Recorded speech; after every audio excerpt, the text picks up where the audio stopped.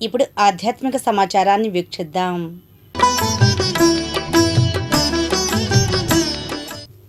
గుంటూరు జిల్లా తాడేపల్లి కనకదుర్గ వారధి కింద ఉన్న శ్రీ శృంగేరి శారదాపేట పరిపాలిత భవానీ జలశంకర దేవాలయంలో ప్రత్యేక ఉత్సవాలు ఆరంభమయ్యాయి. ఓ రిపోర్ట్. గుంటూరు జిల్లా తాడేపల్లి కనకదుర్గ వారధి కింద ఉన్న శ్రీ శృంగేరి శారదాపేట పరిపాలిత భవానీ జలశంకర దేవాలయంలో నవగ్రహాలు శ్రీ జంట నాగేంద్ర స్వామి వార్ల విగ్రహ ప్రతిష్టాపన మహోత్సవాలు శుక్రవారం ఘనంగా ప్రారంభమయ్యాయి. ఉదయం 9 గంటలకు అంకురార్పణ, మండపారాధన, కలశ స్థాపన, అగ్ని ప్రతిష్టాపనం చేశారు. శాస్త్రోక్తంగా పూజా కార్యక్రమాలు నిర్వహించారు. ఈ పూజా కార్యక్రమాల్లో కమలానంద భారతీ స్వామి పాల్గొన్నారు. ఈ సందర్భంగా ఆయన మాట్లాడుతూ, విజయవాడలో దక్షిణ తీరంలో కృష్ణానదిలో ఉన్న ఏకైక శివాలయం అని అన్నారు. ఆధునికంగా 2018లో దేవాలయాన్ని నిర్మించారన్నారు. ఈ దేవాలయాన్ని నిర్మించిన తరువాత 2018 నుంచి ఇప్పటి వరకు ప్రతి సంవత్సరం ప్రకాశం బ్యారేజ్ దాటి వరద వస్తోందని చెప్పారు. ప్రత్యేకించి ఈ సంవత్సరం జలశంకరుడిని 11 పర్యాయాలు గంగామాత వచ్చి స్పృశించి వెళ్ళిందన్నారు.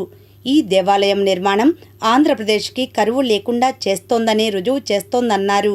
ప్రతి సంవత్సరం కృష్ణానది పారుతోందని, వేల టీఎంసీల నీరు పోతోందన్నారు. పోతిరెడ్డిపాడు నుంచి రాయలసీమ ఈ ఫిబ్రవరి నెలలో కూడా చిత్తూరు జిల్లా వరకు నీళ్లు వెళ్తున్నాయన్నారు. ఇక్కడ ప్రకాశం బ్యారేజ్ దగ్గర కరువు కాటకాలు లేకుండా అన్ని విధాలా సస్యశ్యామలంగా ఉందన్నారు. ఇక్కడ పరమేశ్వరుని పూజించడం వల్ల మనం సస్యశ్యామలంగా ఉంటామని, ఇక్కడ నిర్మితమవుతున్న ఆంధ్రుల రాజధాని అమరావతికి అమరేశ్వరుడు ఉన్నారని, అమరావతికి ఈశాన్యంగా ఇక్కడ శివాలయం ఉందని చెప్పారు. ఈ దేవాలయం ఉజ్వల స్థాయిలో ఎదగబోతోందని, ఆంధ్రుల జీవనాడిగా కృష్ణానదికి అనుబంధంగా ఉన్న దేవాలయం ప్రసిద్ధమవుతోందన్నారు.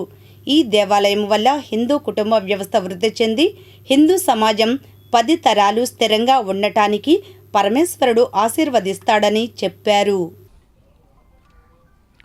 తిరుమల గురించిన చర్చ జరుగుతోంది. తిరుమల గురించి జరగట్లేదు, లడ్డు గురించి జరుగుతుంది. లడ్డుకు సంబంధించిన అంశము సుప్రీంకోర్టు పరిధిలో ఉంది. సిబిఐ ఎంక్వైరీ తర్వాత వాళ్ళు సిట్ నివేదిక ఇచ్చారు. అది కోర్టు పరిధిలో ఉంది కాబట్టి విస్తృతంగా మాట్లాడలేం, కానీ కొన్ని విషయాలు చెప్పచ్చు. తిరుమలలో రోజు తయారు చేసే లడ్డు 1-2 లక్షల లడ్డుకి కావలసినటువంటి ఆవు నెయ్యి దొరకదు. ఇది వాస్తవం. ప్రభుత్వాలు, రాజకీయ పార్టీలు కాదు, హిందూ సమాజం కూడా అర్థం చేసుకోవాలి. ఎందుకు అంటే, ఒకవేళ ఈరోజు వచ్చే సంవత్సరం లడ్డును మళ్ళీ పరీక్ష చేసినా దాంట్లో మళ్ళీ ఏదో ఒక అవశేషాలు దొరుకుతాయి. ఎందుకు అంటే, ఇప్పుడు వాడేటువంటిది బెంగళూరు నుంచి తెప్పించినా లేకపోతే ఇంకొక దగ్గర నుంచి తెప్పించినా ఆవు నెయ్యి అనేది జెర్సీ ఆవుదే తప్ప దేశీ గోవుది కాదు.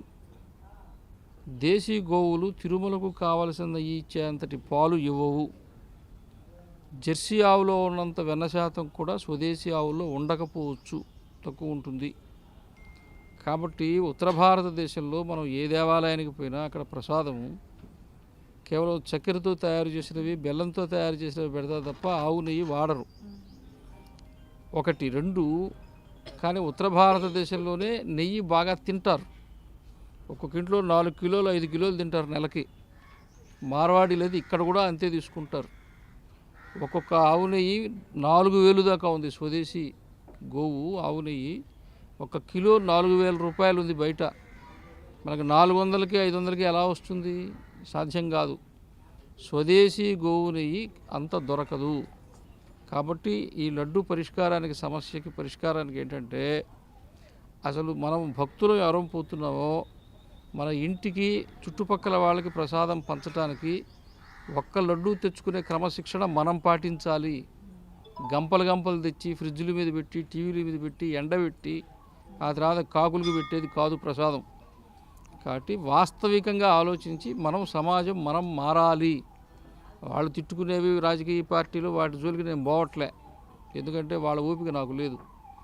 పైగా జీన్స్లో కూడా అంత తిట్లు భరించే లక్షణాలు కూడా మనకు లేవు. వాళ్ళకి అది అందుకోసమే పుట్టారు కాబట్టి తిట్టుకోరండి. కానీ మనము హిందూ సమాజం ప్రాక్టికల్గా వాస్తవంగా గోవు నెయ్యి అనేది అంత దొరకదు. ఇది వాస్తవం. దీన్ని అర్థం చేసుకోవాలి. దీన్ని పదే పదే సమాజంలోకి తీసుకెళ్ళాలి.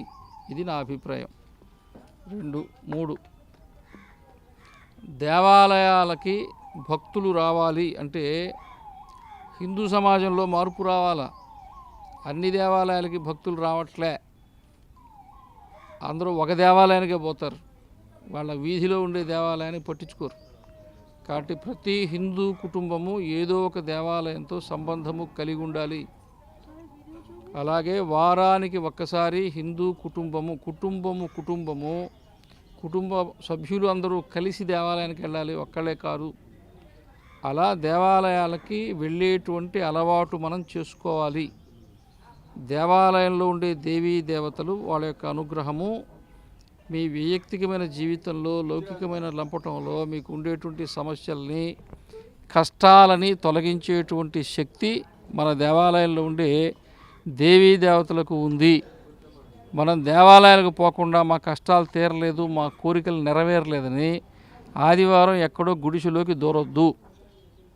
కాబట్టి దేవాలయాలకు వచ్చి మీ అప్పులు తీర్చుకోండి, ఆరోగ్యం బాగు చేసుకోండి, బాగా చదువుకోండి, ఉద్యోగాలు సంపాదించుకోండి, వ్యాపార అభివృద్ధి చేసుకోండి, అన్ని విధాలుగా సకల సౌఖ్యాలతో సుఖంగా ఉండండి. దీనికి దేవాలయమే మనకు కేంద్రము, దేవాలయమే ఆధారము. కాబట్టి ఈ విషయాన్ని కూడా సమాజంలో